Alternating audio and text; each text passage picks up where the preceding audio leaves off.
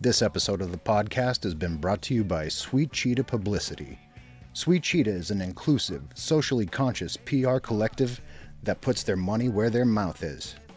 They have a current roster of bands that reads like a greatest hits anthology. Brainiac, Catholic School, Jawbox, The New Amsterdams, Oceans in the Sky. I mean, the list goes on and on. They also do PR for record labels such as A La Carte, Arctic Rodeo, Steadfast, Rad Girlfriend, and so many more. How do they pay it forward? How do they put their money where their mouth is? By generating thousands of dollars in annual charitable donations to the likes of Women in Vinyl, Coalition of Communities of Color, the NAACP Legal Defense Fund, and many, many more. The man has the receipts.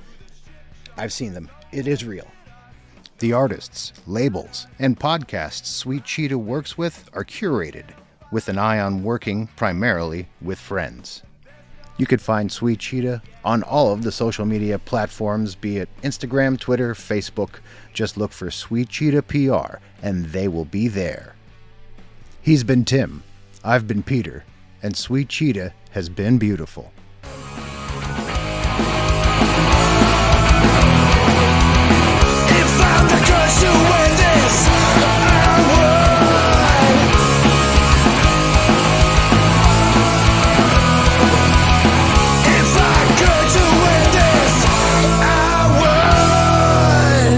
And I fucking would. Hello, and welcome to another edition of the Book of Very, Very Bad Things podcast. I'm your host, Peter, and I am still here. Tonight on the show, it is my pleasure to give to you Emcee, Chris Conde. Chris comes from a place that, you know, most MCs in the hip-hop sphere do not.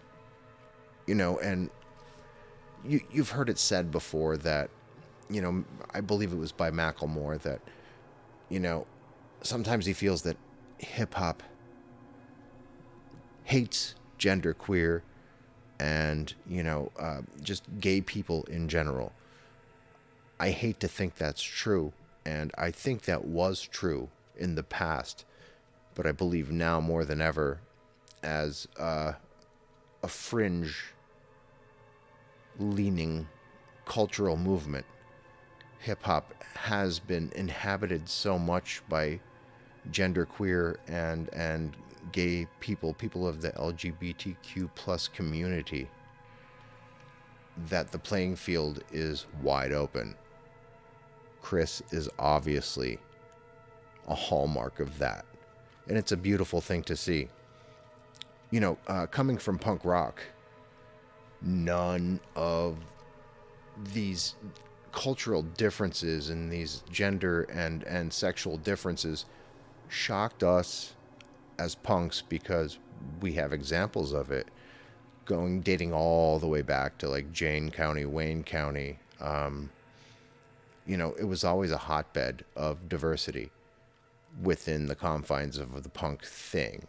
But now that hip-hop has, you know, a marked amount of artists and enthusiasts involved in the culture that are of all of these, you know, beautiful gender and sexual differences, it's a whole new movement, and I love seeing it. And I think an artist like Chris, who delivers on the promises of, you know, flow, cadence, lyricism, excellent music, almost industrial in tone. It's so much fun to experience, and it's informative to, you know, kind of get the flavor of a world that is foreign to me, and to be informed by that. I think it's important for me as a Caucasian, cisgendered, straight male to know what this world is, and to see that for as foreign as it may be to my experience, it's really not that different.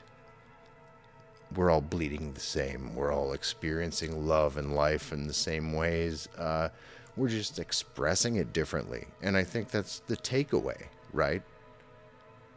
I hope that's the takeaway for you as well. I hope you love this conversation as much as I did. But I gotta pay bills, guys. So check it out. If you love what I am doing, if you support it, head over to Instagram, Facebook. You know how to find me. Just share my stuff. Follow me on there. You know, give me a little backup. If you're really into it, you can donate to me on Venmo, PayPal. You can become a paid subscriber, and you get all the cool extras like my compilation. All that information is there on the internet. I don't need to spell it all out for you, but please, if you love it, if you support it, you don't have to give me money.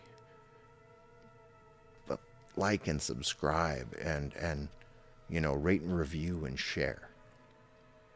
It's the most I can ask of anyone.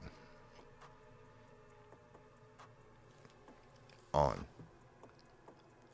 to the artist this evening. I give to you COMB by Chris.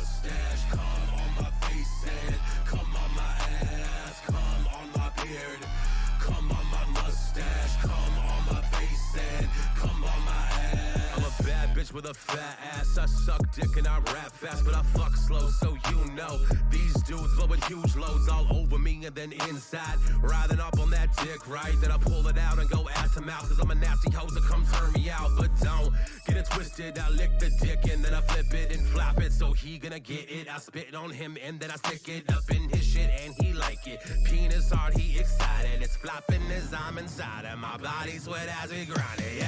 Come on my beard, come on my mustache, come on my face and come on my ass, come on my beard, come on my mustache, come on my face and come on my ass, come on my beard, come on my mustache, come on my face and come on my ass, come on my beard, come on my mustache, come on my face and come on my ass. I give to you Chris Conde on the book A Very, Very Bad Things podcast.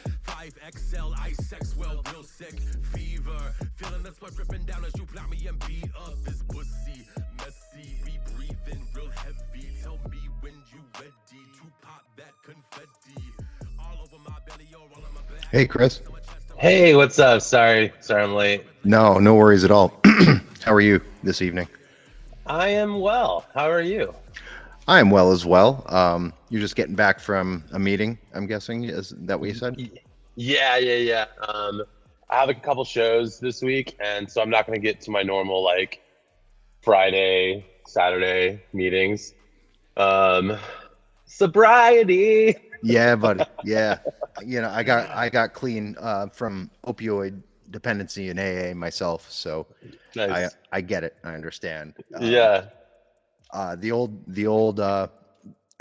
elder alcohol dependent gentlemen were the ones who called me on my bullshit and kept me sober and away from heroin. Thank you guys.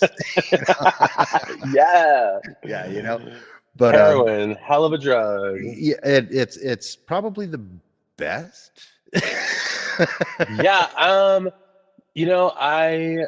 I've only done heroin once, and it was intravenous, and I OD'd. So it just like, it kind of just like stuck in my head as like a bad time. But like, I woke up And I felt very refreshed. Yeah, I'm sure you did. I'm sure you did. I was like, like I'm gonna go get some brunch. Best sleep of my life. Yeah, for real. But anyways, Yeah. yeah. You have the distinction of being on the same podcast I've been on, the Convalescent Flaneur, which that's my homegirl. That's like family to me there. Yeah. But you know, my I don't really specifically deal in recovery, but I am in recovery, so things do kind of fall into that same Right. milieu. So if it does, it does. But Yeah. you know, I think the first question that kind of like really like burns in my mind, because I know you come from hardcore and punk like I do. When did you get really bitten with the hip hop bug? I have loved hip hop since I can remember.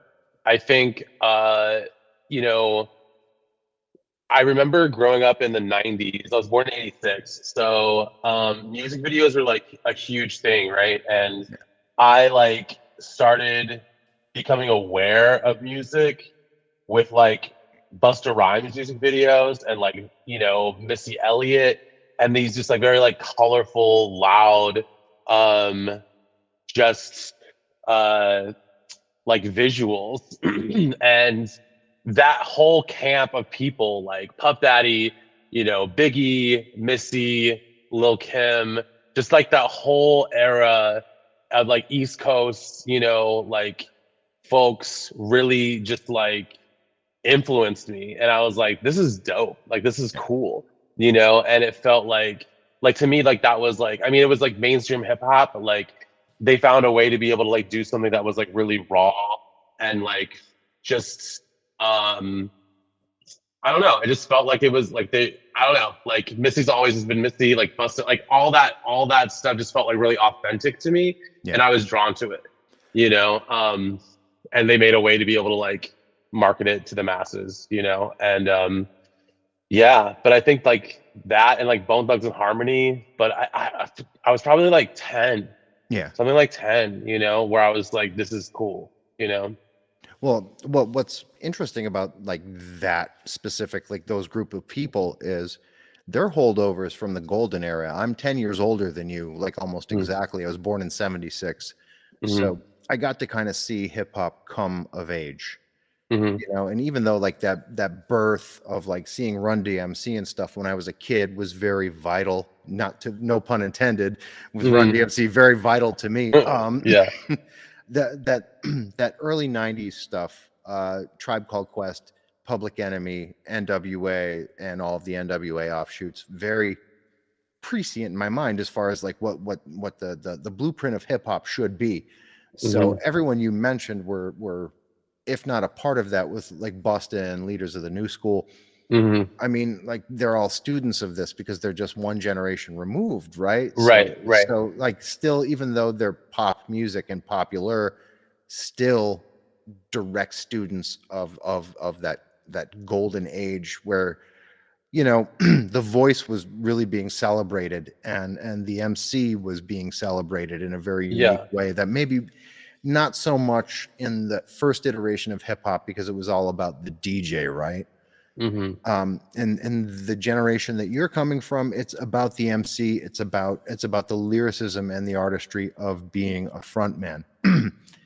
So you're taking all of this and you're injecting, you know, your own id and ego into it. I mean, you're being your authentic self on stage. It certainly appears that way to me, with very little filter.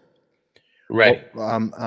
What's the, I guess, the impetus of that, like the way you present yourself on stage, because you're very fearless in your presentation.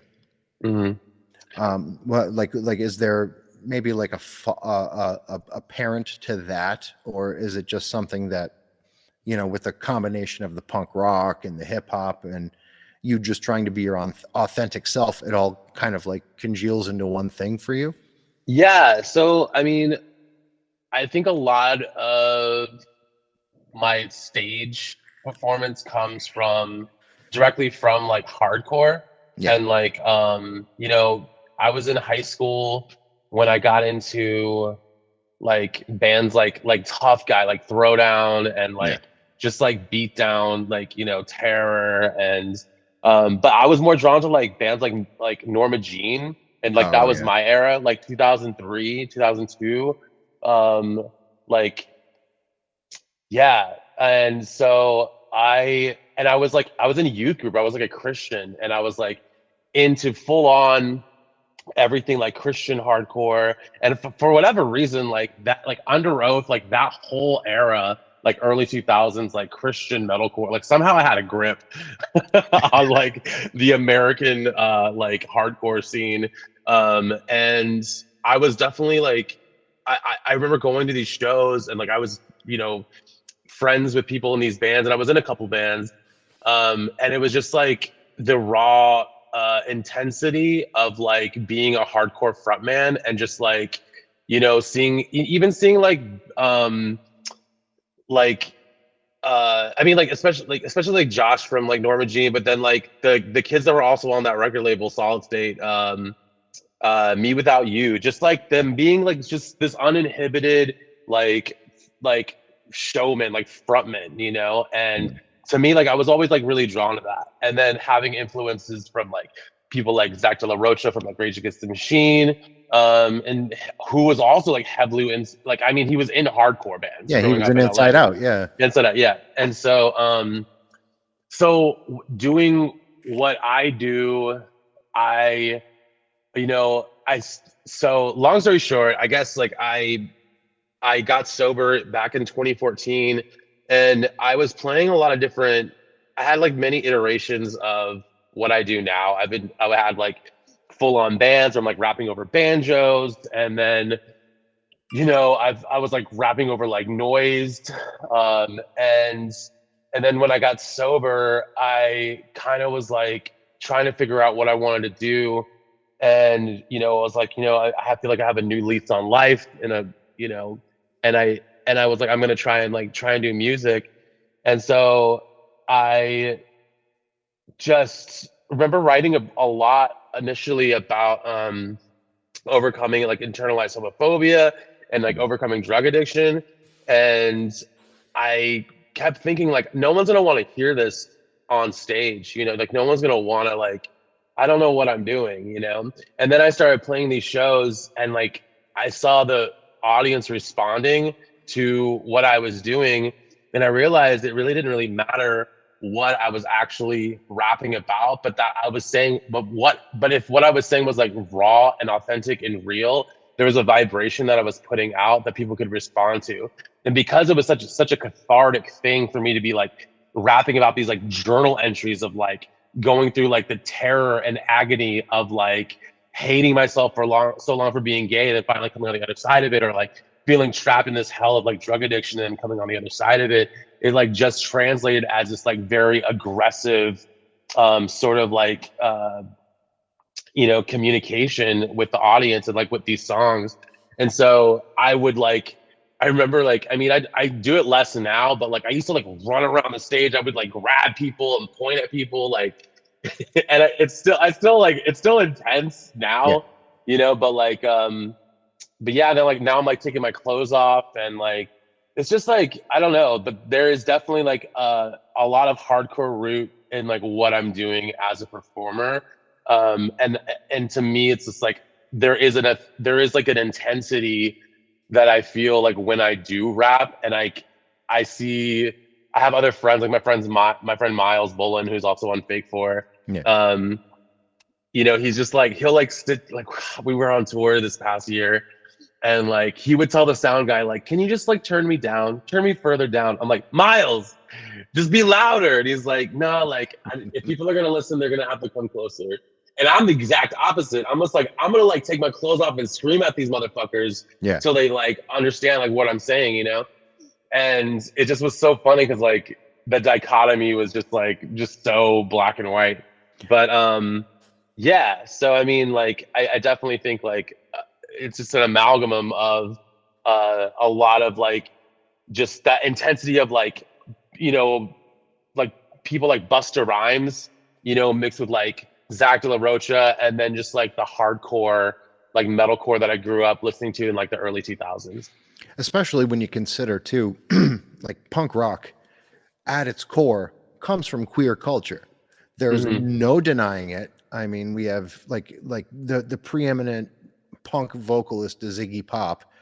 Iggy was a lot of things, but he was not a straight male, you know, like Iggy was very out, very bold, and you know, like he sold his sexuality. It was right there, and that's the vibe I get. You know what I mean? Like, there's a very proto-punk, like pre-hardcore proto-punk thing going on here, because it's the same kind of feeling, like what I would get from a Mark Bolan of T-Rex or a David Bowie or an Iggy Pop.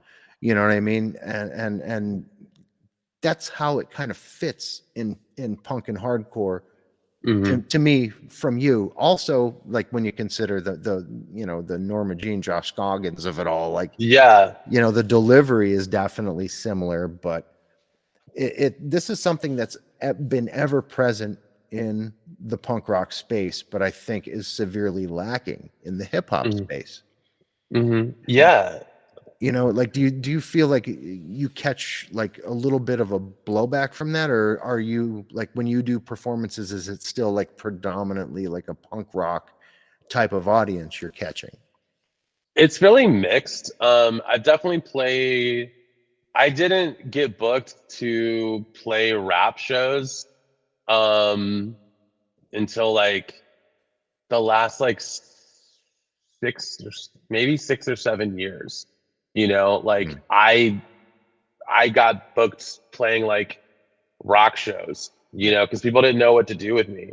You know, like I was rapping over beats like from my friend Angel Mark Lloyd, who has a project called Fire Tools, and she's like doing amazing shit now. But like, you know, like this is like 2009, and I'm like rapping over these like power electronics and like harsh noise, and like I'm like, we created noise rap, you know. And then I discovered like Moody Black and like all these other amazing and yeah, and then like Blackie, like from Houston, and like people that have been doing it for a while, and so like I just didn't I didn't play a lot of rap shows. I wanted to play rap shows, but like in Texas, like people didn't know what to do with me.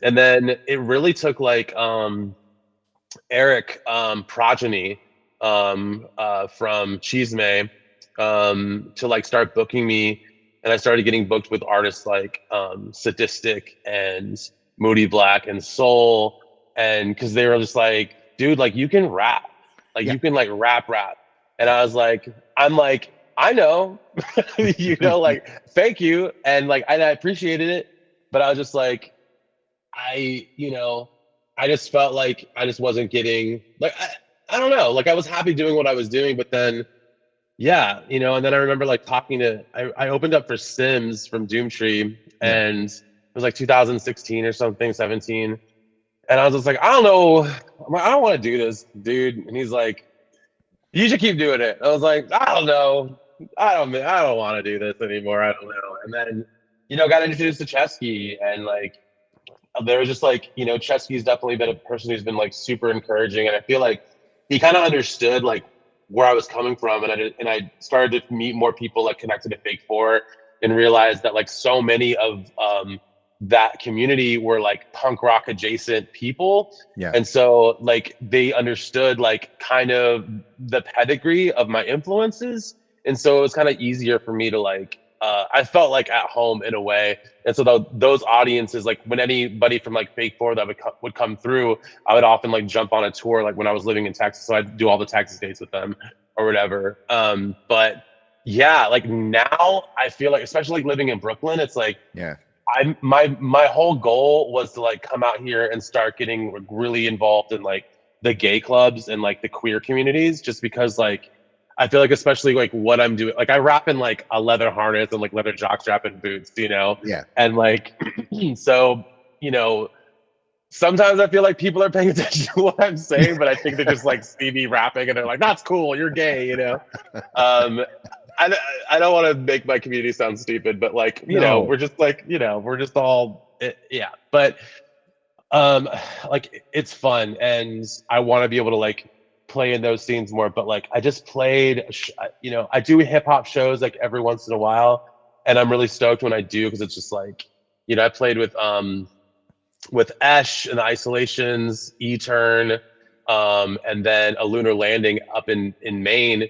And like me and E-Turn are on Fake 4. And it was just like, when I play with like other rappers that were like solid, it's just like, yeah, I just want to play rap shows, because it's like people are there for that. But yeah, it's a mix of shows that I'm playing right now, and that's totally cool. I'm pretty much saying yes to like every single show that like someone asks me to play, and I've had to like say no to a few just because I'm like I feel super like literally like booked and blessed. Like I got here like in April, and the first week I was here, I was just like getting booked like almost like weekly. And which has been great. I'm tired, but like I was like, you know what? Like what else would I be doing? Well, you're honing craft, and I see now you're doing these acoustic like folk, like open mic type shows now too, right? So I used to do that. I used to do that like when I first moved to Texas. I was like, so when back in Maryland is when I actually started writing raps. Mm-hmm. Like it was like 2006, and like a friend gave me some beats, and I like jokingly wrote some raps, and then I showed some friends, and they're like, "You can rap," and I was like, "Can I?" And they're like, "Yeah," and so I did, and so we wrote some like songs, put it on MySpace. I moved to Texas, and I wasn't really rapping on beats, so I started just rapping over guitar, because I'm like, Lauryn Hill could do this. Yeah. I can rap over guitar. And so the first couple years that I was in San Antonio, I was just playing shows, rapping over my acoustic guitar. And so I stopped doing that a long, long, long time ago. And every once in a while, like every couple of years, like I'll be somewhere and I'll be like, the mood fits to like just rap over some guitar. But like the show that I played out in Maine with Miles and Will Parker, Folk Punk Dad,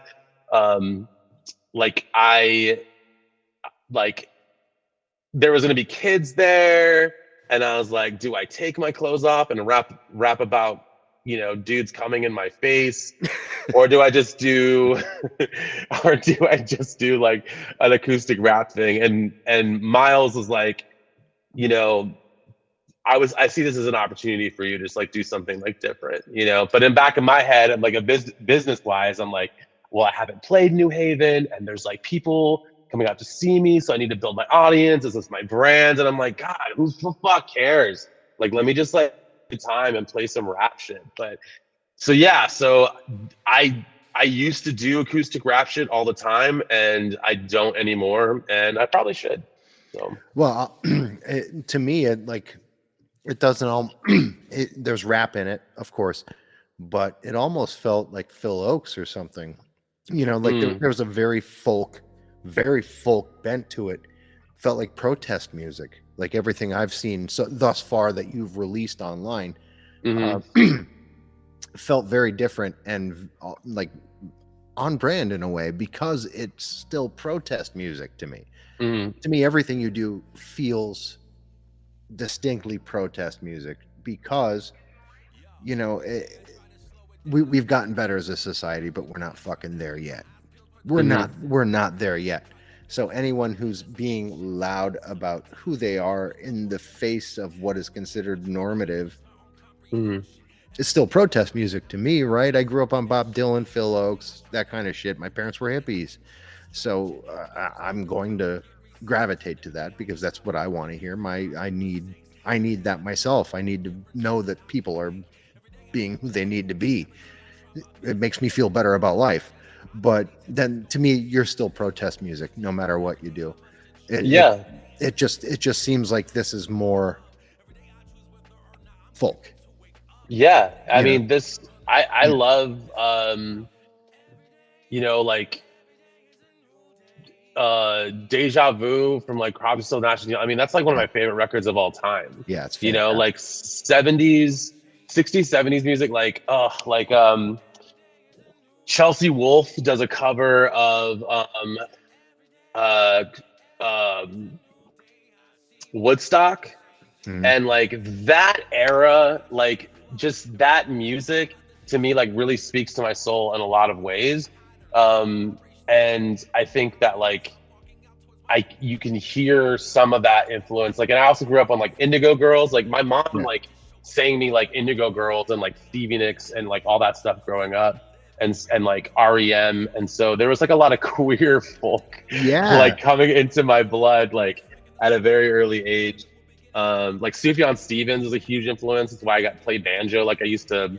I mean, actually, my banjo. I've been playing my banjo a lot lately, but yeah. I mean, it's my whole life I was conditioned to believe that something was wrong with me for being gay, you know? And I think living in Texas sort of like exacerbated that. Yeah.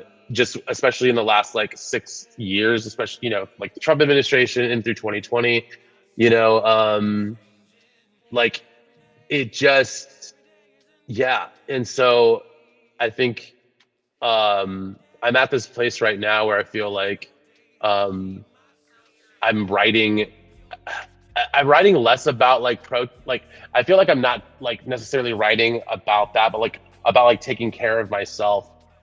Um, but as far as like yeah, I don't know like what I'm trying to say here, but playing that show kind of like it felt really good to do that Yeah. because I used to do that for so long and like played guitar a lot. And Miles is like, "You're really good at guitar. Like, you should play guitar more." And I'm like, "I don't know. I don't know what I'm trying to do." But I've kind of gotten to a place where it's like, I, I think I eventually will release like an acoustic, like folk rap record. I've talked to Chesky about like doing something like that. Yeah. Because I just think it needs to happen, especially since it's been like such a big part of my life. But I don't know. We'll see. But yeah, everything that I do, you know, like I feel like I comes out from this place of like being told that there's something wrong with me. Like I'm constantly like navigating a world that like doesn't want me in it on some way, you know? And so like whether it's being like, you know, a bigger bodied person, whether that's being like Mexican, whether that's being like queer, you know, whether it's being like a tattooed person, like all these like things and stuff that I can't even, you know, that can't do even beyond like the tattoo stuff. But like I've always felt just like different, and I felt like everyone should belong, you know, like like anybody I guess would feel, you know. But yeah, I'm glad, you know, no one's ever told me that, you know, but Right. like that means a lot though, because like I feel like um I feel like that really like resonates with like what I do as an artist, you know, is like, yeah, I haven't really like thought about that, but yeah, protest music. It is that. Definitely. 1,000,000% protest music. And, you know, you're a fellow military brat. Mhm. I'm the oldest of 6, and you know, my brother closest to me in age, which is still 7 years apart. There was a bunch of girls in between us, but you know, he's also, you know, he's queer, and growing up with a dad who was a Vietnam vet, military man, not easy for him. You Mhm. know, we didn't bounce around quite as much as most military brats did. We did, but not a whole lot. But the dad of it all, lording over his perceived lack of masculinity, which, in all honesty, that's not a lack of masculinity. That's just a proclivity. Mhm. You know, and you're born that way. Yeah. Gavin was gay from the day he was fucking born, and you Yeah. know, I knew. I'd been around enough gay people to know what that was, and I was like, Yeah. okay. I grew up in the punk scene, and I really don't give a fuck. But dad was a very mitigating circumstance in his, you know, self-loathing, which is disgusting. And you know, I love my father, but that was his downfall as a dad for sure. But was that kind of like something that was present for you growing up with this military dad? Totally. I mean, Yeah. like both. So my mom and my dad were both active duty military at one point, and then they divorced each other and remarried other people who were active duty military. So I had like two sets of parents who were like active duty military. But so I came out to my mom when I was 13. I was living in Turkey, and my mom basically just told me that I was going through a phase, you know? And I was like, I'm pretty sure, I'm like, pretty sure I've thought about this. I'm pretty sure it's not. And then I moved to Japan about a year later and was dating this dude. And he wore Jinkos and like listened to Marilyn Manson, and that was like enough for me. Yeah. You know, it was Japan. I mean, like it was a military base. There wasn't a lot of, wasn't a lot of us, but Right. I came home with a hickey on my neck, and my stepmom was like, "What's that? Is that a hickey?" And I was just like, "No, I fell skateboarding." And she's like, "You fell on your neck?" And I'm like, "Yeah." Handrails, But, dude. yeah, dude, it happened. And so she basically like outed me to like my dad, and I mean I think they all kind of knew, but like I was like super goth kid and like wore like purple contacts. My dad would get mad at me because I wore like black lipstick and stuff. But Yeah. so they're like, "Are you dating anybody?" And I'm like, "Yes, I have a boyfriend." And they're like, "Well, you need to break up with your boyfriend because it makes us look bad, as like people in the military." And I was just like, that doesn't seem right. Yeah. And so so I had to break up with my boyfriend, and it just like it was like 1999 and 2000, so it was like it wasn't really that it wasn't cool to be gay. There was no like, I mean, I'm sure that like there wasn't like gay pride parades happening in like outside of like major cities like LA and New York, like Chicago, but like so and especially like living overseas, there wasn't any. I mean, there was like the few teachers who I knew were gay, you know what I mean? But like there was no community for me. And I felt really isolated, and that I found like metal and hardcore and rap to like get lost in, and like music was like my,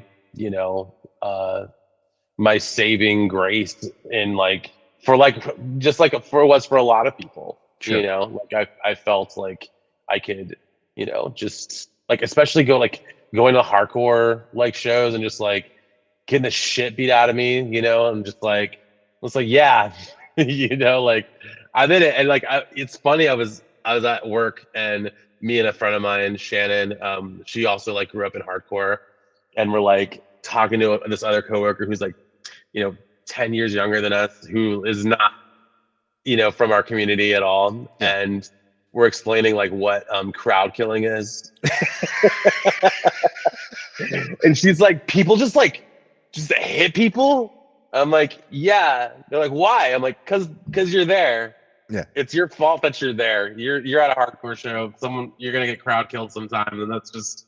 Now, like, I have a lot of philosophies on crowd killing. I think it's kind of dumb, but like, It is, also it's like that's just part of like, you know what I mean? Like, shit just happens. If you're like in a mosh, if you're in a pit, and like you're gonna get someone might fucking roundhouse you, like. Yep. That's just them's the rules, but it was just so funny like talking about that with them. But yeah, like so getting, like I was just hanging out and like just fucking swinging fucking fists with other kids who were just as angry at me as me with like for other reasons, Sure. So yeah, I think like all of us kind of sort of found our way in that sort of community, It blows my mind that community, which I still hold dear because, I cut my teeth there. I was there since the 80s. But there's so much right-wing stuff that didn't exist back then when I first started going, like there was no right-wing, like outside of the Nazis, who we got rid of pretty quickly. It didn't exist in the punk and hardcore scenes. And then the late 90s, early 2000s, like the straight edge X started to become a swastika almost, and there were these really right-wing philosophies that kind of took root there that I never understood, because it's, as I'd said, born of queer culture. If you look at the Sex Pistols, and Malcolm McLaren was a gay man making fashions based on things that were going on in gay clubs. Yeah. You know, like fetish clubs, Leatherman clubs, you know, and that was kind of like where it all came from. So if you don't have at least somewhat of an acceptance of that, what are you doing there? Yeah. It blows my mind. It'll always blow my mind, because I think we grew up in this. This is what we're supposed to fucking accept. You know, like, come on. I think it's, you know, I think there's those people were here all along. Mm-hmm. You know, I think like, because I think it's really hard to gauge, like, okay, like, were these people here all along, or like, is it just happening now? Because it's like, you know, my For You page will speak to like what the internet and algorithm wants me to see, you know? And so like, which is interesting, because like my For You page is, I look at so many different types. Like, I look at people who like, I like, will watch like red pill, like people who've been red pill, like videos, like people who are like right wing. Yeah. And then like, I have a lot of like people, you know, like videos that are like very left. And it's interesting, because I'm like a non-binary, like queer person. So it's like, obviously, like, and like I'm Latinx, and it's like I'm a white passing like Mexican person. And I'm very aware of like my privilege, and I'm very aware of like my identity. But I think it's like super important to like see like what the fuck like everyone's talking about. But like, I'm neither very hardcore left or hardcore right. You know, and like, at the end of the day, I just feel like all human beings should be treated with, you know, equality, with fairness, and with love and respect, no matter what. Yeah. You know, and which and is being a true liberal, by the way. Yeah, I realized that, but I feel like most people like don't. I feel like most people aren't like hardcore left or hardcore right, anyway. No. But like, I don't. But I think like, you know, when I was in hardcore band, I was in a band called Hotel Homicide, when I was in Texas, when I first moved there. And I remember I wore like a rainbow bracelet, or something. And I said something, and we had a song called Fag Bash, and it was basically I didn't really have to explain what it's about. But you know, and I was like, you know, like, if you have a fucking problem with me, like, fucking find me and we'll fucking settle. He's just like very tough guy. Yeah. You know, like, as you would do. But I remember my band like rushed me into the van. They were like, dude, we gotta go. And I was like, what the fuck? You know, like, and so like they pull me into the van, and we like drive off, and I'm like, what the fuck is your problem? What's going on? And they're like, these dudes like wanted to like kick your ass, you know? And I'm like, why? They're like, cause you're gay. And I'm just like, okay, you know, like, how fucking dumb is that, you know? Yeah, but I mean, yeah, you know, but I mean, like, you know, it's so, I think the shit's existed, you know, and I think just now it's like people are more vocal about like, you know, where they really stand with things, especially now that I think like, because I think there's like a lot, I mean, Trump, that, but also I think there's like a lot of like, I think like cancel culture, and a lot of these like, just performative woke, like, people like push the people who are kind of right wing further into it, you know? And so and it's like, I think there's like so many people that are on like both sides of the aisle that are like responsible, you know? And at the end of the day, it's like, I just don't think we're having like enough conversations, and I don't think enough people are actually like, I don't think enough people are actually like making their own choices, or like having any kind of like real thoughts of their own. No, because there's no olive branch being extended. No, because everybody's so politicized, they have to be so ultimately this or so ultimately that. Yeah. That there's no reciprocity. Nobody's trying to like, hey, why do you feel this way? Maybe we Yeah, can find something common and get together on this and figure because it the fuck out. because people are scared to get canceled. People are scared to like say what they really want because like we've created a culture where like we're not allowed to like make any bad decision or like have any kind of thought because you'll immediately just be like, canceled. Yeah. And so we don't allow people to like have any kind of growth, and like I don't think we should police people. I think there if that someone is in danger or someone is like hurting somebody, it's like there should be some accountability. Yeah. But it's like at the end of the day, it's like, people should be allowed to like make mistakes and then learn from their mistakes. But right now we've created a society and in this place in time that we don't allow people to make mistakes or to grow and to make mistakes. We want to like bring people into this like public court and have them like atone for their sins and say sorry. But like, yet if you do that, then it's just like, well, you should have known better. And there's a bunch of shame, and it's like this fucking weird, like, fucking like stoning that ceremony that we're doing. And it's just like fucking just like, It's make better fascist. It's fascist on either side. It's fascism on, yeah, exactly. And so I actually had a song called Cancel Culture Blues that I wrote. Yeah, I know. That's on Engulfed, right? It's on the full length. Yeah. When I wrote that, I sent it to Chesky and he's like, there's gonna be people who are like upset with this. I'm like, fucking good. Like I don't give a fuck, like people can be upset, but like I actually have never. What's funny is that like I was like, all right, I'm gonna brace for any kind of impact, but like I've never had anybody come up to me and be like, or like message me and be like, that's fucked up, because it's true, because all of us were feeling that, like all of us were just like, this is silly. And if you are actually, if you say you're about like progress, then you'll see that like canceling people doesn't fucking do shit. So like, No, if you really like honestly, like we canceled. When Harvey Weinstein got canceled, okay, totally get it, yeah, rapist piece of shit. But when you start canceling people for having divergent opinions, then we're no better than basically like the fascists, because you have to adhere to our rules or we're going to cancel you. That doesn't feel liberal to me. It doesn't. No. It doesn't. It's not. And like, I think there is this new generation of people who are, I mean, we just created this like sort of, we've created this like arena where unless you like do as you're told and like say, like anything that you say that is offline or that even just looks the least bit like not how we want, it's like you will be called out and you will be like held to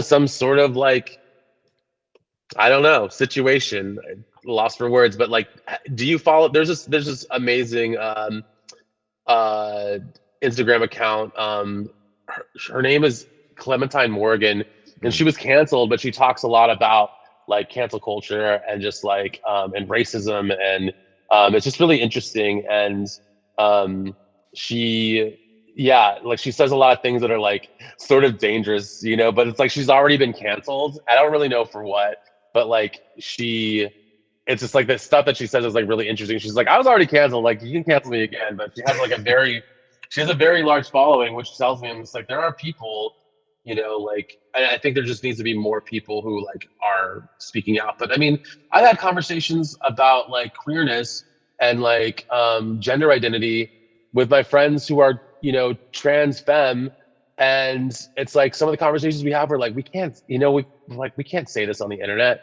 You know what I mean? And which is so fucked up. But it's just like because like what community has been fucked with more? And like you have to defend your opinions to like, and what is largely Caucasian cisgendered straight people who are policing every community and saying, you know what? No, you're not being woke enough. You're not being this enough. And I'm very left in a very traditional left sense, which is we're all in this together, motherfuckers.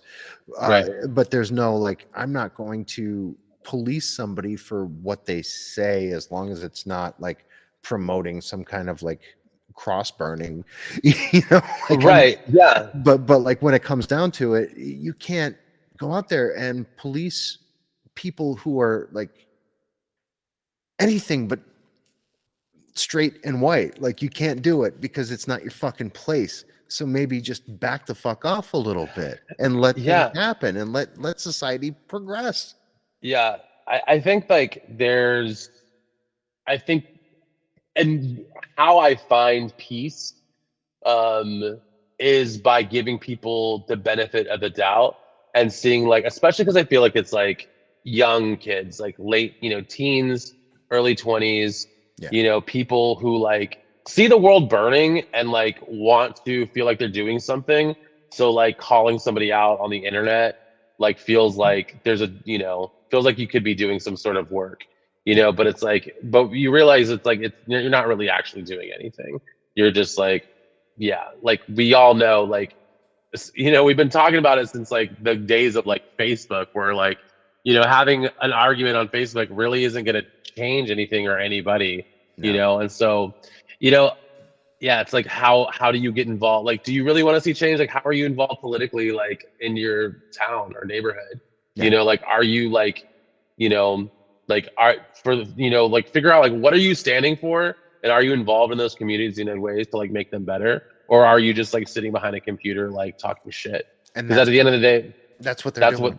That's all it is, know? So but Engulfed in the Marvelous Decay, like this last record that I put out last year was like a lot about just like, I mean, I think I say it somewhere in the liner notes, like, just kind of like an observation of like how we responded to like the Trump administration, and then like how we responded to like ourselves responding to it, and like what I would say, to us as like a nation and as a community, and while also like putting like light like into the world, and so because like at the end of the day, I think there is evil that needs to be exposed and obviously there needs to be change. But I found that like the only thing that I can really do is treat myself better and treat the people around me better. Like, am I like, like walking in integrity? Am I like, am I just being a good human being in general? Like when I was in Texas, I started the first gay radio show that was on FM radio in San Antonio, and I made it a point to really like highlight and spotlight the community, like especially like the queer and the brown and black communities within the queer communities in Texas, when I was with journalists, and really focus on like making sure that their voices were heard and telling their stories and like talking about the music being made. And so it's like, and I found that I did that, and it was like kind of a natural thing. Like when I got sober, it was like, like taking care of myself, and then like figuring out like, okay, I really enjoy like, in 12-step work, like part of that work is like giving back and doing like volunteer work, being of service. Being of service. And I was like, how do I be of service like in other ways? And it just sort of like started to make sense. Like, okay, like I can, like I really think it'd be cool to do like a radio show, and I could like play like local queer music like on the radio. Like, how do I make that happen?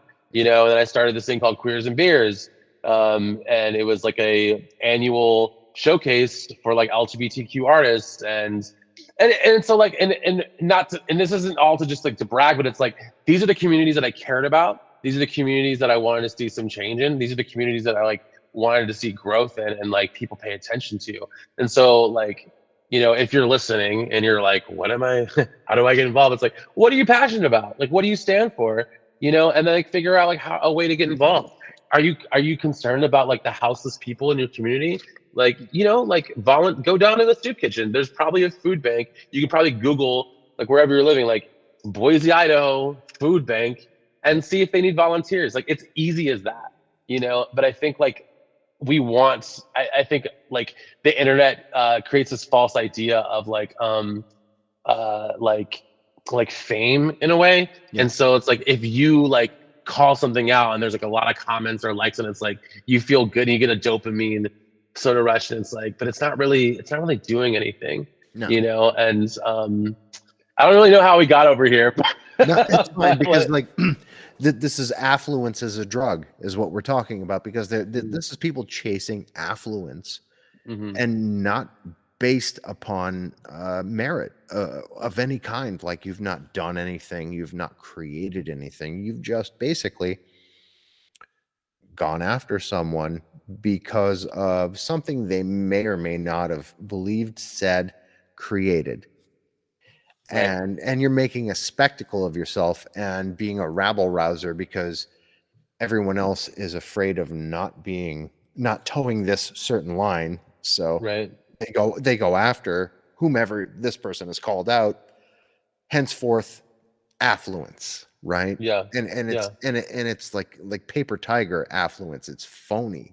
There's nothing behind it. It's a complete it's imaginative at best.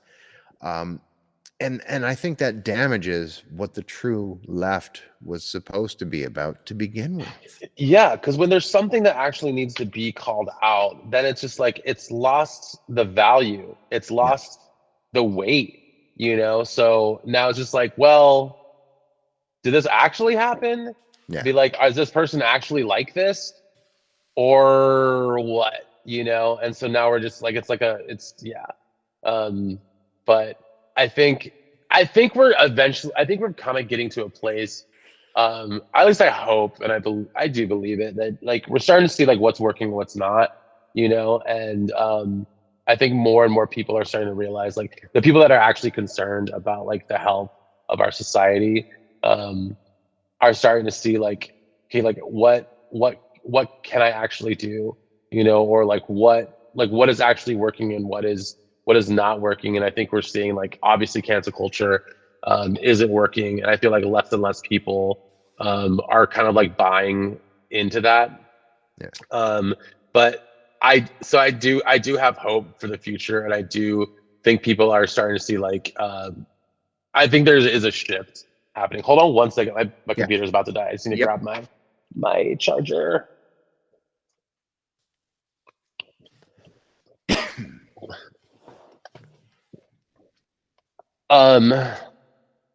Yeah, but one thing I did want to talk about too is a specific song that I mean I know all of your music, but this The Summer of Our Discontent happens to be the song that completely grabs me constantly, consistently. I find myself, it's an earworm. It's stuck in my head quite often because there is a really great hook, but also there's something to it that I think resonates to my own life and my own experience.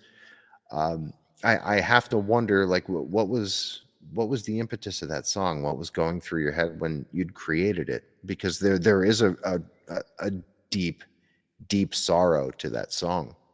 Yeah. So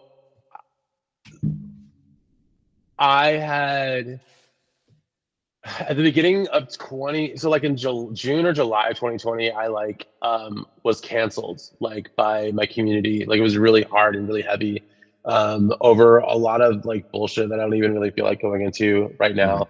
And like have since, and like, so a lot of people defended me, and then a lot of people, so and so it was like the same community that I had done so much work in. It was like the queer community. And I just was like, I've done all these things, you know, and like maybe this was a mistake, but looking back now, I'm just like, no, it was very like it was silly. But so I was kind of dealing with like the trauma from that, mixed with like the isolation of, like, I was canceled during pandemic, you know? So it was like I was already isolated, and then like the community that like I felt like was my family, like was canceling me. And then, you know, dealing with like what's going to happen, like with, you know, politics. So all these different things. And so like I'm feeling like hardcore right being like, like you should not exist and you should have no rights, and then COVID being like, COVID's like, I'm gonna kill you, I'm a disease, I'm a virus, I'm gonna get you, and then the hardcore, like the false, like, woke left being like, trying, canceling me. And so I just was like, there's a line where I say like, finally come to the terms of the fact that powers that be really don't have our back, and I'm searching for answers while fighting the light. I was finally coming to terms with the fact that the powers that be really don't have our back, and I'm searching for answers while being attacked by the right and the left, and I just want to go home and nap. Yeah. So yeah, and like, and I was like right in that moment of just like, I was like, please just leave me alone. You know what I mean? Like, I just want to like survive here. And I was dealing with like this like place. I was like kind of in this place of like apathy, like I don't give a fuck anymore, And I joke with Chesky because I tell him, I'm like, I showed him the beat and he's like, yeah, I'll write something to this. And then he writes like fucking 32 bars or something. and then he's like, is it cool if I write this and then do the hook? And I'm just like, God damn it, Chesky, you just take am I just featured on your song now? But like, what's funny is like, he hadn't written something, and I'm sure he'd be fine telling me this, but like saying this out loud, but like, he hadn't written something in a long time. Like, I don't know if it'd been like over a year, but it was like a long, long time.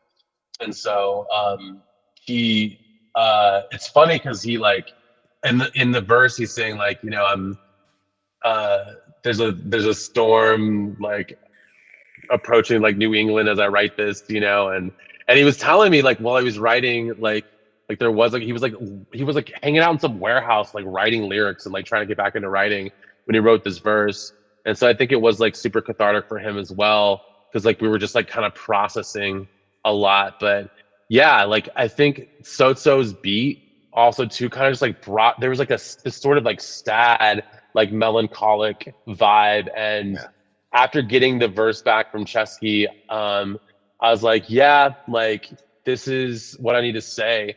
And it was kind of different than what I think it was one of the last couple songs that I had written for the record. I even thought that I was going to put on the record, because the majority of the album was like pretty positive, and pretty like just, I don't know, it wasn't like as depressing. But like that song was, I was just like, you know what, like this is how I feel right now, and like I'm just gonna put this out. But I'm so glad that we did, and that is the song that like me and Chesky like did together. That was our first song, and hopefully we'll have more in the future. But like, it was an honor to do that song with him, and yeah, like it just, that's kind of like what was going on, It's very emotionally affecting, because there is that hook to it where isn't anybody satisfied? Like it's common to most human plights. Like, there's no way to like get through this. It levels the playing field in a very particular emotional way that I think, it makes what you're saying so affecting, because it does level that playing field. It does put everybody in a position where they have to relate. And I think that's important. I think that's something that you continually do, but that song's a very prime example of it, because it makes your life very relatable to even some goofy cisgendered white dude from the northeast of Pennsylvania. You know what I mean? And that's an important thing, because if you can reach someone like, although I'm very open-minded, but if you could reach someone like me, who can't you reach, right? Right. I mean, like when I first got into, when I first like started playing a lot of shows, and especially like writing about like being queer, I remember like I opened up for Shredders, which was like, Sims and POS and Paper Tiger and Laserbeak, and I did a couple shows with them. And I remember we played a show in Austin, And and I remember this guy came up to me afterwards. This was like 2016 or 2017.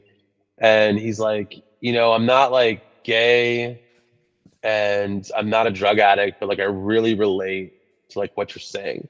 And it was like the first time anybody had ever really come up to me and said anything like that. Like I realized that like, and I'd kind of known from early on into like my music career that like, or especially when I got sober, like that if you know what I was putting was authentic, like people would vibe with it no matter what. Yeah. But it was like the first time that really like stuck with me, and I'm like, oh, okay, cool. You know, like people are just craving like rawness. Yeah. You know, people are craving like something that's real and something with like integrity and passion, and like it didn't matter, and like it kind of just reinstilled this idea that like it doesn't matter what the fuck I'm talking about, like as long as I'm just like keeping it real always, like for a lack of a better way of saying it. Sure. You know, like when keeping it real goes wrong. And did it go wrong for poor Dave? But yeah. Oh God, it really did. I was like, Dave, stop talking, bro. Like, Yeah. oh God. Oh, that's a whole other conversation. But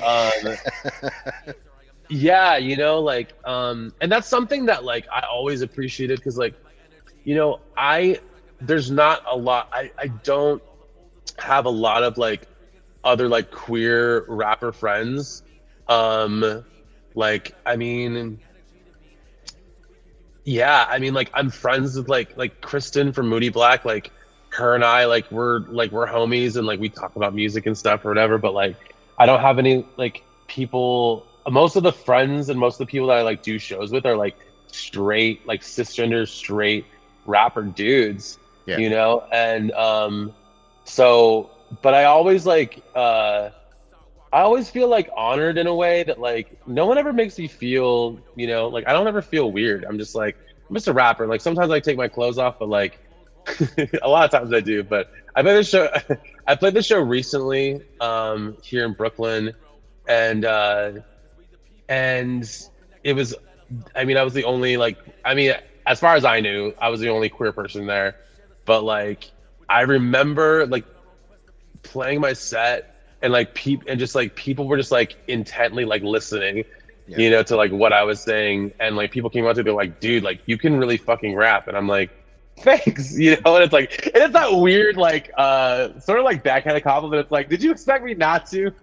You know. Yeah. But like, and I never really take it like that, you know, but I always just, it's always funny to me. It never like gets old to me when I'm like, when I impress somebody with like my raps, you know, because I'm like, I do take it as an honor, I do take it as a compliment, but it is like kind of funny because like I guess in a way like there's so many people who are like there's so many rappers who like aren't amazing at rap, you know. Yeah. And so like it's, I do the same thing, like when someone tells me they rap, I'm like, cool cool, man. Yeah. You know, like I'm like you know, like It so has like to I be- did this. It has to be the same way that like somebody like Aesop Rock felt 20 some years ago, because Aesop, like Ian's a Jewish guy, you know, and he doesn't even look like the white rapper that one would expect. I mean, in that time period, we had, you know, Eminem was a thing, sorta, in the beginning of his career, but we had like LP from Run the Jewels, but in his first iteration, and Atmosphere, and people like that who are a lot cooler than you look at Aesop Rock. He's a skater kid. He looks like one of us, a hardcore dude, you know? And here he is, this very technical, like the wizardly, he's just amazing at alliteration and linking words together that would otherwise not necessarily rhyme. He finds a way to do it, and his cadence is somewhere north of Rakim. It's just incredible. But he's this beardy, you know, flannel wearing, not very cool by hip hop standards in the 90s, coming out of the underground. To me, that's kind of where you lie. You're from that kind of tradition where you're not buying into a standard of this is how I look, this is how I present myself. It's based on ability. Everything else is a part of your personal expression, but there's still a technical ability there that really, like, you kind of have to have if you're going to be considered a great MC. You know, and that's a long and storied tradition of people that didn't, like, Slick Rick did not look like, you know, Rakim did not look like Big Daddy Kane, did not look like Chuck D. Everybody had their own thing. So that's why, to me, it doesn't seem like it's very novel or special in the fact that you're coming from it from your own place. As long as you have something to back it up, then that makes your own personal expression all the more special, if that makes sense to you. Yeah. You know, so to me, that you're a part of that tradition. Thank you. You know, and that's important.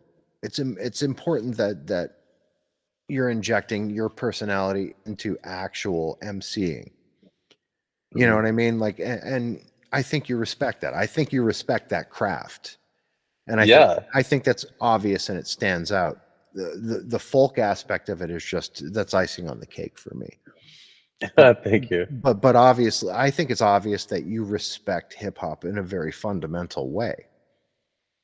You know, do you think that comes from people like Busta Rhymes and, you know, the people that you kind of started out with? I mean, there's an austerity there that comes from hardcore too, but the fundamentals of hip hop are not lost in that mix. You know what I mean?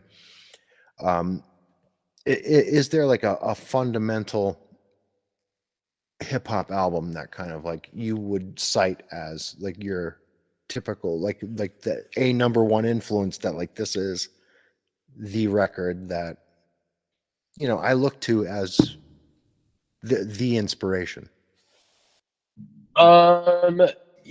Man, I mean, it would be like, well, first of all, thank you. I do like, God, I do respect rap and like the roots of what I do, and like, especially just like being a non-black person, like doing an art form that was created by black people.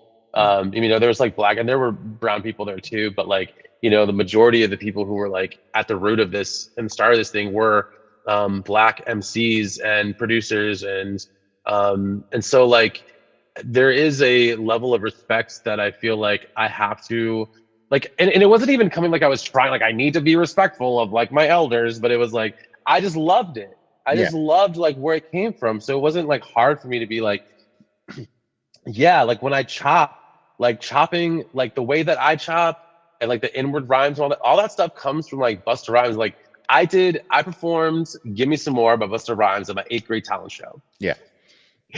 You know, so I loved it. I was just like, how this is crazy. Like, I want to do this.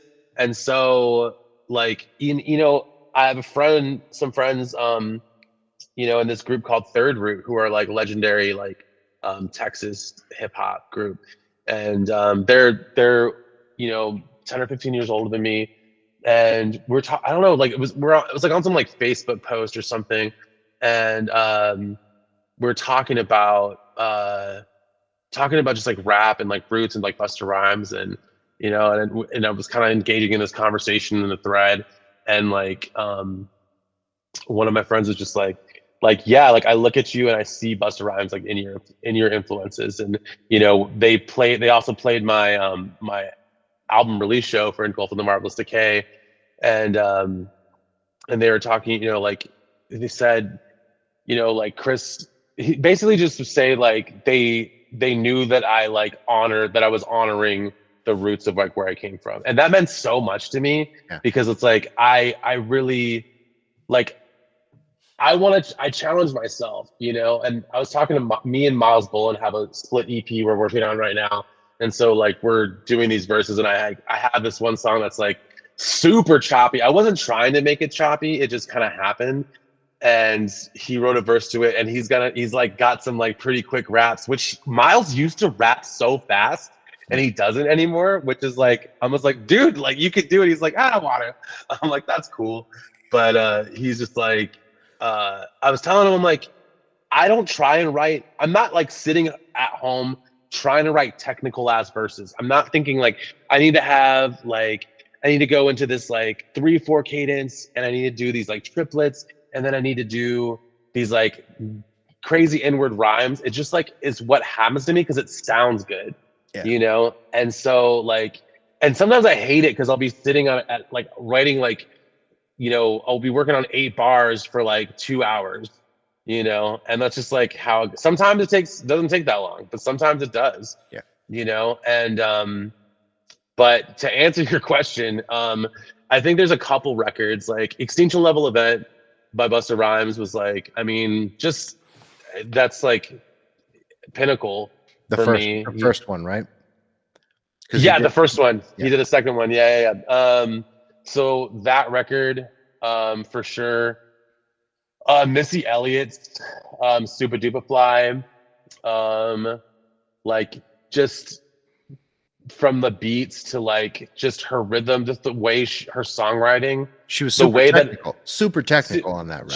She was very technical. And then like her approach to like choruses, like the way that I sing choruses and like the approach to like verse chorus and like, you know, like that's definitely like Missy's heavily influenced, or I'm heavily influenced by Missy. East 1999 Eternal by Bone Thugs and Harmony. Just DJ Unique's like production was just like so scary and haunting. Yeah. And the way that Busy Bone was able to just like navigate over like these beats. Like Busy Bone is probably one of the most technical rappers, and he doesn't get enough credit, I think, for like what he was able to do. He was sinister. He was sinister. Oh yeah. Like and I think people who listen to hip hop know that about Busy, but like the way that he was able to like attack cadences and like inward rhyming and just like make it just like so interesting with like his voice. Like I've met him twice, and like it's always, and I'm just always just like, oh my god, like you're a fucking beast, you know? But like just in general, I think also like Heaven's Movie, his first solo record, like I got that when I was in 7th grade, and I honestly think if there was one album, it would be that. It would be Busy Bone's Heaven's Movie. Because have you heard that record? Yeah. Okay. Yeah. So like he talks about like getting molested. Yeah. He talks about like just all kinds of shit that like nobody, especially in like 1997 when like gangster rap was still happening. Like I don't think Biggie or Pac. Biggie I think was still alive. I think Pac had died already, but like there was for him to put something out like that, especially still being a part of like Bone Thugs and Harmony, who were like, you know, just writing about like murdering people. Yeah.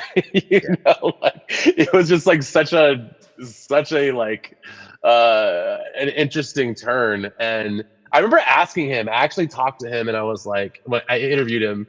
And I was like, did you ever get like any flack for like for talking about just such personal things like that on that album? And he's like, no. He's like, I thought I would, but he's like, so many people came up to me and told me like that they were glad that I did and that they could relate to it. And which I thought was amazing. Yeah. You know, because like I think he wrote that record when he was like 20, 21, you know, like very young. And because like they could, dude, he was like, I think he was 16 when like Creeping on a Come Up came out. So it's just like this dude's like a teenager and like getting a Grammy for like Crossroads, you know. But yeah, that album, Busy Bone, just in general, I think like him just being a vocalist in general, like just madman, you know. Yeah. And to me, it's incredible too that someone like that, in a milieu that nobody's talking about, something like as personal and as brutal as something that it would take like 2 years and a different genre to talk about, because like where were we hearing that from? Not even from the hardcore scene. We were hearing it from nu metal. Yeah. We were hearing it from Korn. We were like, yeah. And that's what drew me to Korn, you know, because I Mhm. could relate to it. Like, okay, yeah, this guy, he comes from that kind of place. I get it. I understand that. That there's that in what you do too. I don't think there's really a limit genre wise to what topic you'll broach as long as it's real to you. And I think that's kind of what's important about what you're doing. And it goes beyond just the value of your ability to go out there and, you know, wear a leather jock strap in front of people in a harness. It's more about the sincerity, the honesty, and you know, the fearlessness. And I think that's what I want my listeners to kind of take away from this. There's a severe fearlessness that you approach this with, that I think that everyone can take something from. You know what I mean? It's not limited. It's just I'm 1,000,000% unafraid to be exactly who I am. Nor should you. Right. You know what I mean? Yeah. That's what makes it folk music. Yes. To bring it full circle. To bring it full. Yeah. I mean, thank you. Yeah. I mean, you know, I spent a long time trying to be things that I wasn't, to make people feel more comfortable, you know, and to feel some sort of acceptance. And then when I started just like being me, it just was like less exhausting, you know? Like it was just so much easier. And I think that's kind of come with age, you know, but like yeah, like if I can just be me in like every single space that I occupy, like it's not only good for me, but it's good for everybody else. Because it gives other people permission. Like, you know, when I have like I have a TikTok that is just I don't even really post any music on it. I just like post my outfits because like my coworkers were like, "You wear cute outfits. You should post them on TikTok." And I'm like, "That's dumb." And they're like, "You should do it." But I've like got like 17,000 followers in like a couple months, and it's just like, you know, being a queer fat person and just being confident in like wearing cute outfits. Like people are just like, it's the same sort of energy that I've like brought for my music into like other places in my life and other like avenues of my life, you know, like fashion. And it's like it's so interesting because it's like so many people, so many marginalized people like feel like they can't they get like energy and like I don't know. Like I feel like I bring light to that in a way, and I'm like really grateful for it. It makes me emotional.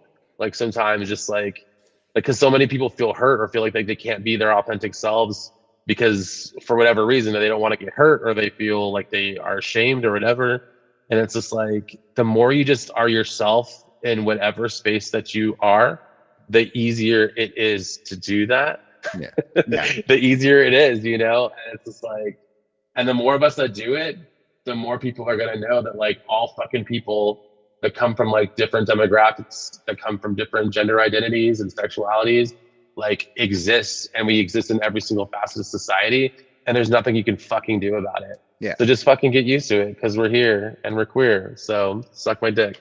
And it's it's too fucking easy to just, you know, hang on to like a normative ideal of what the world is supposed to be when the world has never been that ever.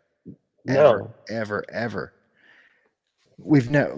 This world has just never been as black and white as people wish it to be. And the closer we get to accepting that, the easier it's going to be for all of us to just be whoever the fuck we are. And, you know, it's easy as fuck for me to say that because I'm a straight white guy from, you know, rural Pennsylvania. But, you know, that it's not my wish to put that out there as something that's the way things are supposed to be, because I don't feel that way. I just feel that I'm exactly who I'm supposed to be. Yeah. just as you are, just as everyone else is. And as long as nobody's getting hurt in the process, what's the difference? Yeah. No, for sure. Right? Yeah. I mean, I agree, and I think like, I don't know what the world is going to look like. All I know is that like the more that we just like, my philosophy is just that like I try and treat myself with kindness. I try and treat other people with kindness. I do my best. I don't do a perfect job every single day, but I trust that like when I show up and navigate my day, that I'm like doing the best with what I have. Yeah. And I think I need to make myself aware and conscious of that, because it's like we're all going through so many different things, and like we never know like what somebody else is going through, either. And like, yeah. So I mean, I've gone through so much, and people have shown me so much grace in my life and kindness. And so like I try and do the same for other people too. But like, yeah, like I think we're gonna eventually get to I don't know. I'm hoping that like, society, like we start to see some real change, but I think until then it's like, I think the best thing we can do is just try and be kind to each other. Like I think that's as easy as starting there. Yeah. And let's like just know that like everyone deserves to be here. Everyone deserves to live a life that's worth living, and to have joy and to experience happiness. And like if you're impeding that for somebody else, then you're part of the problem, and what you're doing should be checked. And so, and I think that's the perfect way to end this, because I don't think it gets better than that. But listen, the next time you have something coming out, will you come back on? Yeah, totally.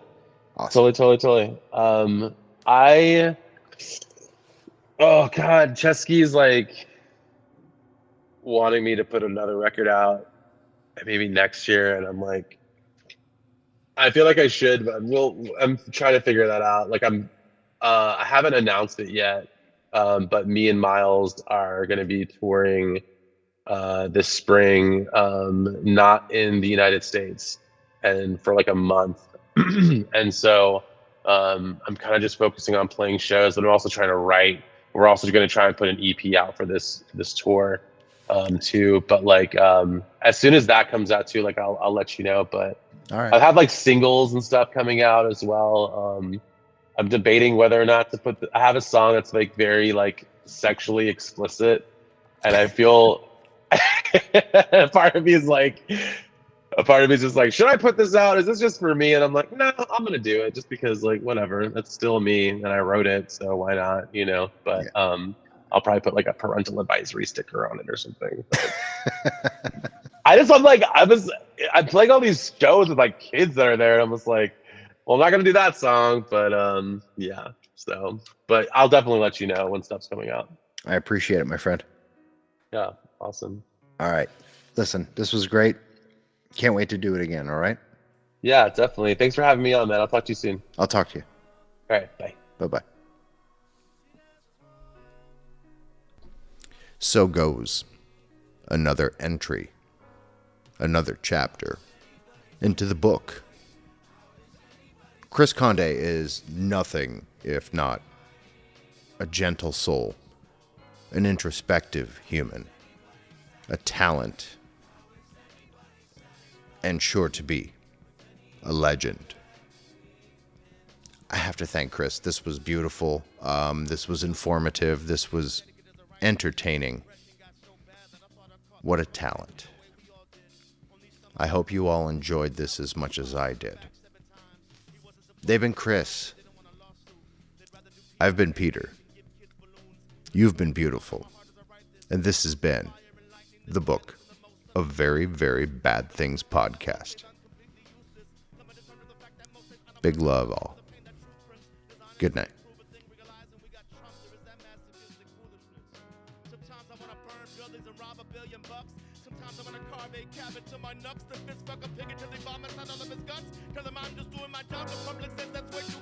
Truth is, I don't believe that we could ever do enough to bring back lives, labor, and love. That power and greed is stolen from us. It's true. What's smashing another window gonna do? Only wish we could smash glass cages we were born into. See beyond genders and races formulated for you. See beyond personas and scenes that are comically archetypical. Who am I to be talking? I'm probably the miserable one. Watching douchebags on YouTube tell me how to make a buck. Blow a six-pack intermittent fast when I barely give a fuck. That serotonin in my brain lacks the pain of the gas and I'm stuck in a bubble of me. 6 million ways to get free, but I'm lazy. Hope the revolution happens while I sleep. We are froze, and it has torn. Watch the world be burn slow. How is anybody satisfied? How is anybody satisfied? When we've been hiding ourselves for. How is anybody satisfied? How is anybody satisfied with anything that we've been sold?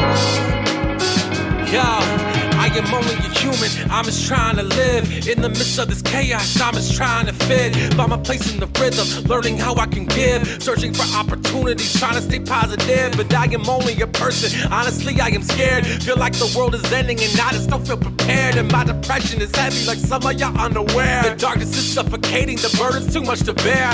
Finally coming to terms with the fact of the power that we really don't have a back. And I'm searching for answers while being attacked by the right and the left. And I just wanna go home and laugh. I can relax, get rid of absence, take a little bath. Get myself back to the middle of a bath. It's a rehab so don't relapse. Why so much hate on earth? From the day we're born, we experience violence till we rest in dirt. And all through our life is a pain and strife. So tell me what is all this for? I don't wanna die, but I'm sick of fighting. And I kinda wish I could just go fly. I live in the sky as a fucking high. Open up my wings and soar. And it has torn. Watch the world burn slow. How is anybody satisfied? How is anybody satisfied? When we've been hiding ourselves for. How is anybody satisfied? How is anybody satisfied with anything that